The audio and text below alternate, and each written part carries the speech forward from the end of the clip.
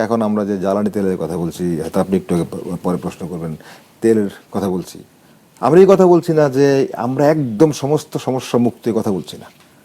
আমরা যে কথাটা বলছি যে সারা বিশ্ব তো এখন শুধুমাত্র বাংলাদেশ না, সারা বিশ্ব একটা সংকটময় পরিস্থিতির মধ্যে যাচ্ছে। শুধু আমরা কেন, আমেরিকাতে তো তেলের জন্য হাহাকার আছে, যুক্তরাজ্যে আছে, জার্মানিতে আছে, বিশ্বের বড় বড় উন্নত দেশে আছে।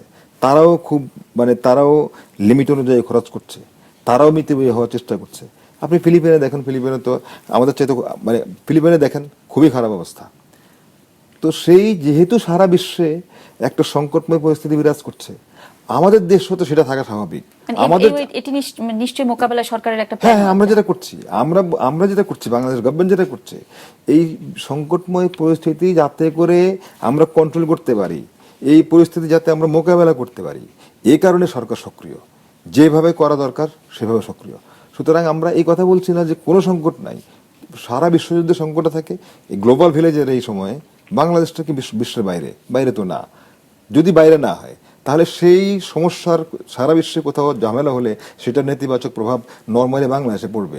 আর সরকার যে কাজটা করছে, যথাসম্ভব সিচুয়েশনটাকে স্থিতিশীল রাখা, আমরা সেই চেষ্টাটাই করছি।